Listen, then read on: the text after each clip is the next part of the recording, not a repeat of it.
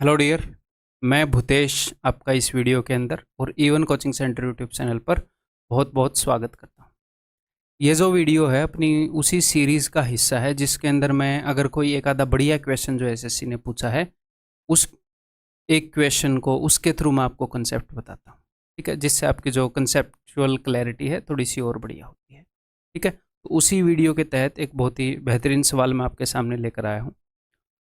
ये question SSC ने पूछा है। एसएससी ने कौन से एग्जाम के अंदर पूछा है? एसएससी ने पूछा है हेड कांस्टेबल का जो पेपर होता है, एसएससी ही जो कंडक्ट करवाती है, AWTPO। ठीक है, तो ये जो एग्ज़ाम है इसका सिलेबस और एसएससी द्वारा कंडक्ट किए गए बाकी एग्ज़ाम्स का सिलेबस, जैसे CGL, CHSL, Tier 1 Tier 2 जो भी हैं, आजकल पैटर्न बदल गया है, MTS, CPO, इन सब का जो सिलेबस है वो कॉमन है। तो अगर उसने पूछा है तो इन फ्यूचर वो CGL में, CHSL में, किसी भी एग्ज़ाम के अंदर वो फिर से पूछ सकता है और ऐसा हमेशा से होता भी आया है। ठीक है, ऐसे ही क्वेश्चन पूछे गए हैं। तो ताकि ये क्वेश्चन आपको सरप्राइज ना करे, इसलिए मैं इस एक वीडियो के अंदर आपको बताने के लिए आ गया। ठीक है, अभिन्न या फिर इसकी जगह एक और वर्ड हम कर सकते हैं पूर्णांक। तो क्वेश्चन बहुत ही बढ़िया है। मैं आपको इसके दो सॉल्यूशन दूंगा। एक तो ऐसा सॉल्यूशन दूंगा कि विद इन फ्यू सेकेंड्स आप इसको आंसर कर देंगे, और एक बेसिक तरीका दूंगा ताकि अगर इस क्वेश्चन को थोड़ा सा ट्विस्ट भी किया जाए तो भी आप कर देंगे। ठीक है, तो क्वेश्चन थोड़ा सा अपने सिलेबस की आउटर बाउंड्री पर है। आउटर बाउंड्री का क्या मतलब है कि मान लो अपना ये सिलेबस है इतना, तो मतलब कि यहाँ पर शिक है, डिफ़िकल्ट साइड पे मैं ये बोल सकता हूँ। रिलेवेंट इरिलेवेंट की लाइन के ऊपर खड़ा है, लेकिन ये पूछा गया है तो फिर रिलेवेंट हो जाता है। ठीक है, तो चलिए जी, तो सबसे पहले मैं आपको बताता हूँ, आप इसको करने की कोशिश करिएगा। मैं आपको इसका डायरेक्ट फॉर्मूला भी बताऊंगा और कन्वेंशनल वे भी बताऊंगा, लॉजिकल वे भी बताऊंगा। ठीक है, तो उससे पहले हमें क्वेश्चन समझना पड़ेगा, क्वेश्चन की गंभीरता समझनी पड़ेगी कि कैसा है मामला, वो पूछ क्या रहा है, ये मैं आपको समझाऊँ। देखो, what is the number of integral solutions for this equation. इस इक्वेशन के लिए कितने इंटीग्रल सॉल्यूशन है, इंटीग्रल या फिर पूर्णांक समाधान कितने हैं, इसका मतलब क्या है ये मैं आपको बताता हूँ। देखो, इसका मतलब ये है कि 3 नंबर हैं जिनका सम 27 है। ये 3 नंबर देखने। ठीक है, तो देखते हैं कैसे कैसे हो सकता है। मैं आपको लगभग चॉइसेस दिखाता हूँ। आप उत्तर देख रहे हो कि सारे 2000 प्लस हैं, तो 2000 प्लस यहाँ पर इतने इनके सॉल्यूशन हो सकते हैं। तो सारे तो मैं लिख कर दिखाऊंगा नहीं, मैं आपको जस्ट समझा रहा हूँ कि मामला क्या है। मामला ये है, ऐसे भी हो सकता है कि भैया 0 + 0 + 27, ये भी इसका एक सॉल्यूशन है। ऐसे भी हो सकता है कि 0 प्लस, अब बचा कितने पास है अपना, अपने पास क्या बचा है 27। 27 को 3 जगह बांटना है। हो सकता है मैं एक जगह 1 और एक जगह 26 दे दूं, मैं एक जगह 2 और एक जगह 25 दे दूं। कुछ भी मैं दे सकता हूँ, या फिर मैं 3 हिस्सों में भी बांट सकता हूँ। यहाँ पर 1 दे दूँ, यहाँ पर 2 दे दूँ, कितना बन गया 3, 27 में से 3 गए, यहाँ पर 24 बन गया। ठीक है, यहाँ पर मैं कुछ भी दे दूँ, मैं रैंडमली लिख रहा हूँ, मैं कोई पैटर्न फॉलो नहीं कर रहा। ये कितना हो गया 10 हो गया, तो 27 में से 10 के 17। तो 27 को 3 हिस्सों में हम कितने तरीकों से बांट सकते हैं। ठीक, मान लो मेरे पास 27 लड्डू हैं। यहाँ पर मेरे पास क्या है, मेरे पास 27 एक हैं, एक एक एक एक एक ऐसे ऐसे करके 27 हैं मेरे पास है? तो मेरे पास एक एक के सिक्के मान लो कॉइन है, तो 27 रुपये मैंने बांटने हैं। 3 रुपये एक को दे दिए, 7 एक को दे दिए, 17 एक को दे दिए। ठीक है, ये तो है ही है, लेकिन साथ में ऐसा भी हो सकता है कि ये भी एक केस है कि मैं ऐसे लिख दूं 0 + 0 और -27, क्योंकि इसका मतलब क्या है, इसका मतलब है मॉड्यूलस। मॉड्यूलस के अंदर जो भी जाएगा वो पॉजिटिव ही आता है, माइनस डाल दो या पॉजिटिव डाल दो। तो ये और ये सॉल्यूशन अलग अलग है, ये भी अपने आंसर के अंदर शामिल है। हो सकता है आप इसकी मतलब ये भी एक अलग केस है, इससे अलग केस, +-1 + 26, ये भी एक अलग केस है, आपने यहाँ पर -1 और यहाँ पर -26, ये भी एक अलग केस है, +1 और यहाँ पर +26। अच्छा, +1 + यहाँ पर -26, दोनों को माइनस ले लो, एक को माइनस ले लो, इसको माइनस इसको प्लस, इसको माइनस इसको प्लस, या दोनों को प्लस ले लो, तो देखो कितने केस बन गए। और यहाँ पर तो मैंने अभी लिखा ही नहीं है, प्लस माइनस कुछ भी ले सकता है, प्लस माइनस कुछ भी ले सकता है, प्लस माइनस कुछ भी ले सकता है। तो इस एक केस से ही 8 केस बन जाएंगे, और ऐसे ऐसे पता नहीं कितने तरीकों में हम डिस्ट्रीब्यूट कर सकते हैं। मैं जस्ट आपको क्वेश्चन समझाने की कोशिश कर रहा हूँ, ठीक है। और एक और बात बता दूं, ये क्वेश्चन आपसे ऐसे एक्सपेक्टेड नहीं है कि आप इसको एग्जाम में पहली बार देखेंगे और फिर भी आप कर लेंगे। मैं तो एक्सपेक्ट नहीं करूंगा, मैं यही बोलूंगा कि छोड़ दो। हाँ, पहली बार देखेंगे तो छोड़ दो, अब मैं करवा रहा हूं तो आप आगे से नहीं छोड़ेंगे, विद इन फ्यू सेकेंड्स आप इसको कर लेंगे, ठीक। तो आप ये समझ गए ना कि हो क्या रहा है, मतलब वो पूछ क्या रहा है। क्वेश्चन आपने समझ लिया कि भैया एक तो 2700 है, इसको अलग अलग जगह डिस्ट्रीब्यूट करना है। हो सकता है आप 2 ही जगह डिस्ट्रीब्यूट कर दो, एक जगह 0 दे दो। हो सकता है आप एक ही जगह डिस्ट्रीब्यूट करो, 2 जगह 0 दे दो। या हो सकता है आप तीनों जगह कुछ ना कुछ नंबर दो। हाँ जी सर, ठीक है। तो इसको ऐसे करने के कितने तरीके हो सकते हैं, तो चलिए क्वेश्चन आप समझ गए। तो नंबर 1 मैं आपको बताऊंगा, अगर आपने ऐसा करना है तो इसका डायरेक्ट फॉर्मूला, ठीक है। अब अगर उसको इसी चीज को 2 जगह बांटना है, 3 जगह बांटना है, उसने 27 को 3 जगह बांटना है, तो 2 जगह के लिए अलग फॉर्मूला हो जाएगा, 3 जगह के लिए अलग फॉर्मूला हो जाएगा, 4 जगह के लिए अलग फॉर्मूला हो जाएगा। तो कितने फॉर्मूले आप रटोगे? तो जस्ट मैं एक फॉर्मूला बता रहा हूं, क्योंकि जनरली और एग्जाम जिनके अंदर ये पूछा जाता है तो 3 वाला पूछा जाता है जनरली, ठीक है। 2 वाला छोटा हो जाएगा, 4 वाला बड़ा हो जाएगा, तो जनरली 3 वाला पूछा जाता है। तो एक तो मैं आपको डायरेक्ट फॉर्मूला बता दूं, अगर इसी तरह का क्वेश्चन पूछा जाए कि इस इक्वेशन के कितने सॉल्यूशन हैं, मान लो n को आपने डिस्ट्रीब्यूट करना है, तो नंबर ऑफ सॉल्यूशन जो हैं वो आंसर होता है 4n² + 2। तो इस केस में क्या हो जाएगा, इस केस में हो जाएगा 4 × 27 का स्क्वायर 729 + 2। तो हो जाएगा भाई, तो यूनिट डिजिट चेक कर लेते हैं। 9 चौके 36, 6 और 2 8, यूनिट डिजिट 8 आएगा, तो ये दोनों तो कैंसिल हो गए, इन दोनों में से ही हो सकता है। अब देखो 4 × 7 = 28, 2800 प्लस है हमारा उत्तर, 4 × 7 = 28, 2800, ये तो हो नहीं सकता, तो यही उत्तर होगा, ऑप्शन बी। क्लियर है? तो अगर 3 वाला ही केस आए, ऐसे डिस्ट्रीब्यूट करना है तो हम इसको यूज कर सकते हैं, ठीक है। तो ये क्लियर है भाई। अब मैं आपको बेसिक अंडरस्टैंडिंग से ही बताऊंगा, ये बेसिक अंडरस्टैंडिंग से ही बताऊंगा, एक बार इसको समझ लो, इसको एक बार पचा लो। अब मैं आगे बढ़ूं, बेसिक अंडरस्टैंडिंग से इसको करने के लिए मेरे को एक छोटी सी बात, आपको छोटा सा पॉइंट आपको बताना पड़ेगा। इसका आंसर बता देते हैं भाई, इसका उत्तर है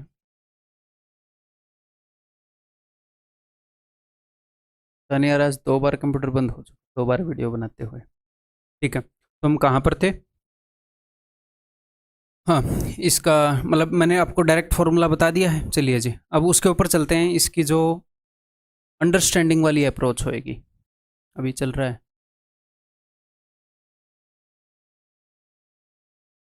एक बार क्या हुआ था कि मैं ऐसे वीडियो बना रहा था, पता नहीं 1-1.5 घंटे या 1.25 घंटे की वीडियो बनाई और वो गायब होगी। तो उसके बाद मैंने अपना ऐसा सिस्टम कर लिया कि एटलीस्ट वीडियो तो गायब ना हो। अभी चलो ठीक है, चलिए जी करते हैं। तो ये चीज़ है, ये एक स्टैंडर्ड रिजल्ट देखते हैं। N identical objects can be, तो ये जब मैं आपको समझाऊंगा तो काफ़ी टाइम टेकिंग प्रोसेस होएगा, बिकॉज मैं आपको पूरी चीज़ समझाना चाह रहा हूँ, ठीक है। कल को वो इसकी जगह 2 करे 4 करे, और इससे डरना नहीं है आपने, ठीक है भाई, क्योंकि ये पहली बार मैं आपसे एक्सपेक्टेड भी नहीं। अगर मैं आपको समझाऊँ, आप इसको अच्छे से समझ लें, उसके बाद भी आप कर दें तो भी बढ़िया परफॉर्मेंस है, ठीक। चलिए जी देखते हैं। N identical objects can be distributed to R persons, N identical चीज़ें आर पर्सन्स को डिस्ट्रीब्यूट की जा सकती हैं। जैसे मान लो मेरे पास एन लड्डू हों और मेरे सामने आर स्टूडेंट हों, such that each one of them receives at least 1 item, ताकि कम से कम हर एक बच्चे को एक लड्डू तो मिले। इसको अभी इससे रिलेट मत करना, अरे इसमें तो 0 भी हो सकता है, जस्ट एक बार ये समझ लो, इसको यूज करेंगे बाद में, ठीक है। Such that each one of them receives at least 1 item, यानी कि मेरे पास कुछ लड्डू हैं, मैंने कुछ स्टूडेंट को बांटने हैं, तो कंडीशन ये है कि हर एक स्टूडेंट को कम से कम एक लड्डू तो मिलना ही चाहिए। क्लियर है? ये नहीं है कि किसी को 0 दे दिए। तो उसके कितने तरीके होंगे, तो देखो एन और आर है, मैं ये रटने का टेक्निक बता देता हूं। NCR ऐसे बनेगा अगर एन और आर इन्वॉल्व है। अगर ऐसे करना है कि एटलीस्ट हर एक बंदे को एक लड्डू तो मिले, तो n-1 CR-1। मैं इसके पीछे का लॉजिक नहीं बता रहा, मैं आपको इसको रटने की टेक्निक बता रहा हूँ, ठीक है। अगर मेरे पास 10 लड्डू हैं और मुझे वो 3 लड़कों में बांटने हैं, इस तरीके से बांटने हैं कि एटलीस्ट हर एक लड़के को एक लड्डू तो मिले। 10 लड्डू मैं बहुत सारे तरीकों में बांट सकता हूँ, किसी को 2 दिए, किसी को 3 दिए, किसी को 5 दिए। अब ये 2, 3, 5 भी आपस में अरेंज हो सकते हैं, किसको 2 दिए, किसको 3, किसको 5, किसी को 1 दिए, किसी को 8 दिए, किसी को 1 दिए। तो 10 लड्डुओं को बांटने के बहुत सारे तरीके हैं। अगर 10 लड्डुओं को 3 लड़कों में बांटना है ताकि एटलीस्ट एक लड्डू तो सबको मिले, किसी को 0 लड्डू नहीं देने, तो उसका ये तरीका होएगा। क्या तरीका होएगा? उसके कितने तरीके हो सकते हैं? 9C2। तो 9C2 क्या होता है? 9 से लेकर 2 टर्म तक आपने जाना है। 2 नीचे लिखा है, 9 × 8, 2 टर्म तक, 2 तक नहीं, 2 टर्म्स तक, और नीचे 2 फैक्टोरियल। 2 फैक्टोरियल होता है 2, 2 चौके 8, तो टोटल 36 तरीकों में मैं 10 लड्डुओं को 3 स्टूडेंट में बांट सकता हूँ। पता है आपको? क्लियर है? अगर सिंपली ये क्वेश्चन है कि 10 लड्डुओं को 3 स्टूडेंट में कितने तरीकों से बांटा जा सकता है, अगर ये कंडीशन है कि हर एक बच्चे को एटलीस्ट एक लड्डू तो मिले। ये केस उनसे थोड़ा सा कॉम्प्लेक्स है, तो ये फॉर्मूला समझ गए, इसको मैं यूज़ करूँगा। ठीक है जी, तो अपनी जगह को खाली करते हैं। ये जो फॉर्मूला है, जगह को खाली करते हैं अपने को, तो यूज़ करेंगे। देखो, चलिए जी, तो सबसे पहला, बस वीडियो चल रही है ना? हाँ, सबसे पहला केस क्या हो सकता है? मैंने आपको क्वेश्चन तो अच्छे से समझा ही दिया है। सबसे पहला केस ये हो सकता है कि मैंने 27 को 3 जगह बांटना है, तो हो सकता है मैं एक जगह सिर्फ 0 दूँ। 0 दूँ यानी कि उसको कुछ दूँ ही नहीं। मेरे पास 27 1 रखे हुए हैं, 1 1 1 1, मैं यहाँ पर कुछ भी ना दूँ और 27 को 2 ही जगह बांट दूँ। हो सकता है? हो सकता है। या फिर दूसरा केस क्या है? दूसरा केस है कि मैं 2 जगह 0 दे दूँ और मतलब एक्चुअल में 27 को एक ही जगह पर रखूँ। ठीक है। या फिर क्या हो सकता है, यहाँ पर मैंने 27 को कितनी जगह पर बांटा है? मैंने एक ही जगह पर बांटा है। यहाँ पर मैंने 27 को 2 जगह पर बांट दिया, एक जगह 0। यहाँ पर मैंने 27 को 3 जगह बांट दिया, मतलब हर जगह कुछ ना कुछ वैल्यू तो होगी। तो ये टोटल 3 केस निकल कर आते हैं। तो ये करते हैं हम, देखो कैसे बनता है क्वेश्चन आगे। नंबर 1, यहाँ पर अब इस 0 को मैं कहाँ पर रख सकता हूँ? मैं यहाँ पर रख सकता हूँ, यहाँ पर रख सकता हूँ, यहाँ पर रख सकता हूँ, कहीं पर भी रख सकता हूँ मैं 0। तो एक जगह तो कुछ भी देना नहीं है, और जो 2 जगह देना है, तो कितने वेज, कितने अरेंजमेंट पॉसिबल है, कितने तरीकों में काम किया जा सकता है? या तो आप ऐसे देख सकते हो कि सर 3 जगह हैं, या तो 0 को यहाँ रख लो, इन दोनों जगह 27 को डिस्ट्रीब्यूट कर दो, या 0 को यहाँ रख लो, इन दोनों जगह डिस्ट्रीब्यूट कर दो, या 0 को यहाँ रख लो, इन दोनों जगह डिस्ट्रीब्यूट कर लो। जिसको परमुटेशन एंड कम्बिनेशन बिल्कुल ही बेसिक, मतलब मैं बहुत ही आसान तरीके से बता रहा हूँ, बिल्कुल ही 0 तरीके से समझ, मतलब जिसने किया ही नहीं होएगा तो उसको मुश्किल होएगी भाई ऐसे समझने में, कुछ बेसिक अंडरस्टैंडिंग तो हो। ठीक, तो टोटल 3 तरीकों में हो सकता है ना, मैं ए की वैल्यू 0 रखूँ, या बी की रखूँ, या सी की रखूँ। तो इस 0 के डिस्ट्रीब्यूशन का, यानी कि कितने तरीकों में ये काम हो सकता है, 0 की प्लेसमेंट कितने तरीकों में हो सकती है, ये 3 तरीकों में हो सकती है। ठीक, दूसरा काम हमें क्या करना है, मैंने 27 को 2 जगह बांटना है, तो एक तो कौन सी 2 जगह बांटूं भाई, कौन सी जगह ना बांटूं, उसके 3 तरीके हो गए। अब अगला काम, 27 को डिस्ट्रीब्यूट करने के कितने तरीके हैं? तो मेरे पास 27 लड्डू हैं और मैंने 2 स्टूडेंट को देने हैं, और हर एक स्टूडेंट को एटलीस्ट एक लड्डू मिले। अब पता लगा ना वो फॉर्मूला मैंने एटलीस्ट 1 वाला क्यों उठाया, क्योंकि 0 मैं यहाँ पर ले चुका हूँ, 0 वाला ही फॉर्मूला होता है। लेकिन अब उसके बाद यहाँ पर अगर 0 मैं दूंगा तो दिक्कत हो जाएगी ना, 0 0, मैं तो 1 0 वाला केस ले रहा हूँ, तो मैंने वो वाला फॉर्मूला उठाया कि एटलीस्ट एक लड्डू तो मिले सबको। तो अगर 27 लड्डू बांटने हैं, 2 जगह बांटने हैं कि एटलीस्ट सबको एक लड्डू मिले, तो 27 - 1 26, और 2 - 1 2 जगह बांटने हैं तो 1, 26 C1 तरीके में मैं 27 को बांट सकता हूँ। तो एक तो 27 को बांटने का काम करना है, दूसरा है 0 कहीं पर भी हो सकती है, क्या पता मैं किन 2 जगह बांटूं। एक और काम करना है, उसने मॉड्यूलस और लगा दिया भाई साहब ने, तो साइन कितने तरीकों में दिया जा सकता है, प्लस माइनस वाला साइन। अब एक बात, +0 और -0 सेम ही होता है, तो ये मत बोलना एक बार +0 लूंगा एक बार -0। ठीक है, 0 के आगे प्लस माइनस, +1 और -1 अलग अलग माना जाएगा। तो देखो, इस जगह को साइन देने के कितने तरीके हैं, 2 तरीके, या तो प्लस दूंगा या माइनस। इस जगह को साइन देने के कितने तरीके हैं, 2 तरीके। तो टोटल 4 तरीकों में मैं साइन डिस्ट्रीब्यूट करने का काम कर सकता हूँ। अब बोलोगे सर कैसे? देखो, मान लो मैं यहाँ पर भी प्लस दे दूँ, यहाँ पर भी प्लस, मैं यहाँ पर प्लस दे दूँ, यहाँ पर माइनस, मैं यहाँ पर माइनस दे दूँ, यहाँ पर प्लस, यहाँ पर माइनस दे दूँ, यहाँ पर भी माइनस दे दूँ। समझ में आ रही है बात? 1 2 3 4 कैसे बताता हूँ। एक केस ले लेता हूँ। देखो, मान लो मैंने एक केस लिया है, यहाँ पर मैंने 0 दिया है, यहाँ पर 1 दिया है, यहाँ पर 27, यहाँ पर 26। 27 को 2 जगह पर डिस्ट्रीब्यूट करने के तरीकों में से मैंने एक तरीका उठा लिया। अब या तो ये वाला केस हो सकता है जब दोनों जगह प्लस दिया, या फिर ये वाला केस हो सकता है कि यहाँ पर प्लस और यहाँ पर -26, तो भी सम तो 27 ही आएगा ना, क्योंकि मॉड्यूलस -26 में से 26 ही निकलना है, प्लस का 26। ठीक है जी। या फिर ये भी तो एक केस है माइनस प्लस, ये -1 ले लिया या प्लस का ले लिया। ये भी तो एक केस है -1 -26। ये चारों अलग अलग केस हैं, ये सारे गिनने हैं।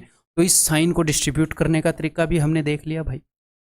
ये जो टॉपिक है ना, इस टॉपिक की अंडरस्टैंडिंग है, खुद की तारीफ करने की बात हो जाएगी वैसे तो है, इस टॉपिक की अंडरस्टैंडिंग, क्योंकि मैं आपको जो मैथ्स टीच करता हूँ, आपने इतना तो देखा होगा कि उसको मैं जो प्रैक्टिकल लाइफ है, जो प्रैक्टिकल थिंकिंग है, उसकी तरफ जो मेरा पढ़ाने का तरीका अलाइंड है, मेरे जो कंसेप्शन है उसकी तरफ अलाइंड है। और ये टॉपिक जो है, ये जिसकी जितनी ज़्यादा स्ट्रॉन्ग प्रैक्टिकल चीज़ों को लेकर अंडरस्टैंडिंग होगी, उसका उतना ही स्ट्रॉन्ग होता है। तो ये वन ऑफ द स्ट्रॉन्गेस्ट आप मुझे बोल सकते हो इस टॉपिक के अंदर ना, one of the strongest persons. SSC के फील्ड में तो दी स्ट्रॉन्गेस्ट क्लेम कर सकता हूँ मैं, पर चलो छोड़ो, इतनी तारीफ भी नहीं करनी चाहिए। ठीक है जी, नेक्स्ट। तो इस पहले केस के मतलब कि कितने सॉल्यूशन हो सकते हैं, ताकि एक जगह 0 और बाकी 2 जगह 27 को डिस्ट्रीब्यूट करूं, उसके इतने सॉल्यूशन हो सकते हैं। 26C1 मैं आपको फॉर्मूला सोल्व करने का तरीका बता देता हूं, अगर किसी ने मतलब ये टॉपिक में थोड़ा सा वीक है तो। 26C3 को आप कैसे सोल्व करते हो, 3 टर्म तक ले जाओ, 26 × 25 घटाते हुए 3 टर्म तक, बिकॉज नीचे 3 है, और नीचे 3 फैक्टोरियल लिख दो। 3 फैक्टोरियल मतलब 3 × 2 × 1, ये तरीका है। ठीक है दोस्त, तो 26C1 होता है 26। अभी मैं कैलकुलेशन पर उतना फोकस नहीं करूंगा, मैं फोकस करूंगा कि कंसेप्ट आपको बता दूं। तो ये कितना हो जाएगा भाई, 4 × 12, 12 × 24, 12 × 72, 7 12 दूनी 24 और 7 31, 312। नेक्स्ट, अब ये देखते हैं। अब देखो, 2 तो 0 है, एक डैश है, मुझे एक ही जगह वैल्यू देनी है, तो कितने तरीके हो सकते हैं इस डैश की प्लेसमेंट के, या फिर 0 की प्लेसमेंट के, कुछ भी बोल दो। डैश को मैं यहाँ पर रख सकता हूँ, यानी कि जो वैल्यू डिस्ट्रीब्यूट करूँगा यहाँ पर हो सकती है, वो वाली जगह यहाँ हो सकती है, दोनों 0 आ जाएं, या वो वाली जगह यहाँ हो सकती है। टोटल 3 तरीके। या फिर आपको एक और बात पता होगा क्या, कि जैसे वर्ड डाटा है, एग्जाम्पल दे देता हूँ, इनके लेटर्स को कितने वे में अरेंज किया जा सकता है, आपको याद आ जाएगा, आपने स्कूल में किया होगा। 1 2 3 4, सर 4 फैक्टोरियल, बटे में ये जो 2 ए हैं ये आइडेंटिकल हैं, तो बटे में 2 फैक्टोरियल कर दो। सेम काम आप यहाँ पर भी कर सकते हो, यहाँ पर भी कर सकते हो। ठीक है, 2 तो डैश हैं, एक 0 है, तो 3 फैक्टोरियल, बिकॉज 2 डैश हैं इसलिए 2 फैक्टोरियल, तो 3 ही आएगा। देखो 3 ही आया था। यहाँ पर भी सेम होएगा, 3 चीज़ें हैं, 3 फैक्टोरियल, बटे में 2 0 आइडेंटिकल हैं, 2 फैक्टोरियल, 3 ही आए। ठीक, इस टॉपिक के क्वेश्चन को मैं कहीं से भी पकड़ के करवा सकता हूँ, उसके जितने भी तरीके हैं, और प्रैक्टिकली समझाते हुए। चलो ठीक है, काम करते हैं। देन ओके, 27 को डिस्ट्रीब्यूट करना है, 27 वैल्यू को, तो एक ही तरीका है दोस्त। 27 को एक ही जगह पर रखना है, 2 जगह में नहीं, एक ही तरीका है, इसी जगह 27 का 27 रखना पड़ेगा। ठीक है, अब साइन को डिस्ट्रीब्यूट करने के कितने तरीके हैं, 2 तरीके हैं। यहाँ पर तो प्लस माइनस डिस्ट्रीब्यूट नहीं होगा, प्लस माइनस 0 सेम ही होते हैं, या तो इसको प्लस कर लो या माइनस कर लो, एक ही जगह साइन को डिस्ट्रीब्यूट करना है। तो 6 बन सकते हैं केस। बनाकर दिखाऊँ एक बार, देखो 0 0 + 27, 0 0 - 27, एक 0 27 0 0 - 27 0, 27 को मैंने आखिर में रखा, फिर सेकंड पर, अब मैं पहले ले आऊँ 27 0 0 - 27 0 0। क्लियर है, 6 ही केस थे तो मैंने बनाकर दिखा दिए।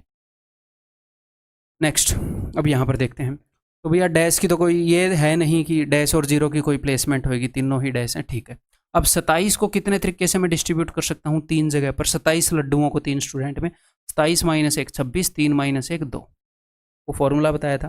ठीक है, अब साइन कितने तरीकों में हम साइन अलॉट कर सकते हैं? देखो इस जगह को मैं 2 तरीके में साइन दे सकता हूँ, या तो प्लस या माइनस। इस जगह को भी 2 तरीके में, इस जगह को भी 2 तरीके में, तो टोटल 8 तरीके से मैं साइन दे सकता हूँ। ठीक है, प्लस माइनस वाला। तो 26C2 क्या होगा? ये हो जाएगा 26 × 25, 2 टर्म तक, और नीचे 2 फैक्टोरियल जो कि होता है 2, और ऊपर 8, 2 चौके 8, 25 चौके 100, ये हो गया 2600। ठीक है, अब सारे केसेस देखते हैं दोस्त, इन सबको जोड़ते हैं। ठीक है, 2600 और 300 2912 और 6 2918, यही मैंने फॉर्मूले से निकाल कर आपको बताया था। ठीक है, क्लियर है? तो आपने क्या करना है मेरे भाई, आपको कितना क्लियरली ये चीज़ समझ में आई है, आपने मेरे को ये ज़रूर कमेंट करके बताना है। और जो ऐसे ऐसे क्वेश्चन हैं, ज़रूरी नहीं है कि सारे ऐसे ही, अगर कोई सिंगल क्वेश्चन है जिसको देखकर आपका कंसेप्ट मजबूत हो सकता है, उन सारे कंसेप्ट्स के क्वेश्चन को मैं ऐसे एक एक करके करवा रहा हूँ। तो ये क्वेश्चन आपने कब करने हैं, इनको देखकर कभी भी डरना नहीं है, मैं करवाऊँ कोई और करवाए, ये क्वेश्चन आपका सिलेक्शन नहीं रोकते हैं। जब आपका सिलेबस पूरा हो जाता है, उसके बाद अपनी अंडरस्टैंडिंग को और मजबूत करने के लिए और क्लियर करने के लिए हैं, तो फिर हम ऐसे क्वेश्चन देखते हैं। तो आप इन क्वेश्चन को देखो तो इस नज़रिए से देखो कि आपको कुछ सीखने को मिला, डरने के नज़रिए से नहीं कि अरे ये तो मैं तो नहीं कर पाता। कोई दिक्कत नहीं है, एक क्वेश्चन से सिलेक्शन थोड़ी अटकता है। तो जो मैं एक वीडियो में एक क्वेश्चन करवा रहा हूँ, तो उसमें कुछ सिखाने का होगा, कुछ स्पेशल होगा, इसलिए करवा रहा हूँ। तो फर्स्ट टाइम में अगर आप वो क्वेश्चन नहीं करेंगे तो कोई दिक्कत ही नहीं है भाई, कोई दिक्कत ही नहीं है। ठीक है, तो इन सारे क्वेश्चंस की मैंने एक प्लेलिस्ट बनाई हुई है, डिफ़िकल्ट क्वेश्चंस ऐसे करके। तो उस प्लेलिस्ट का लिंक इस वीडियो के डिस्क्रिप्शन में है, तो आप वो देख सकते हो, बट सिलेबस करने के बाद देखना उसको। ये नहीं है कि पहले उनमें पढ़ जाओ, क्योंकि बच्चों को ये शौक होता है मुश्किल मुश्किल क्वेश्चन करने का। कर लो, एक बार सिलेबस पूरा है, बढ़िया सब कुछ चल रहा है, अब धीरे धीरे कंसेप्ट को और स्ट्रॉन्ग करना चाह रहे हो, उन्हीं क्वेश्चन से नहीं हो रहे, इनसे। तो या फिर जैसे जैसे मैं वीडियो लाता रहूँगा, कुछ कुछ दिनों में आप ऐसे देखते रहोगे। ठीक है, तो आपने कमेंट करके बताना है कि कैसा ये लगा। अगली किसी वीडियो के अंदर मिलते हैं। बाय बाय, टेक केयर भाई।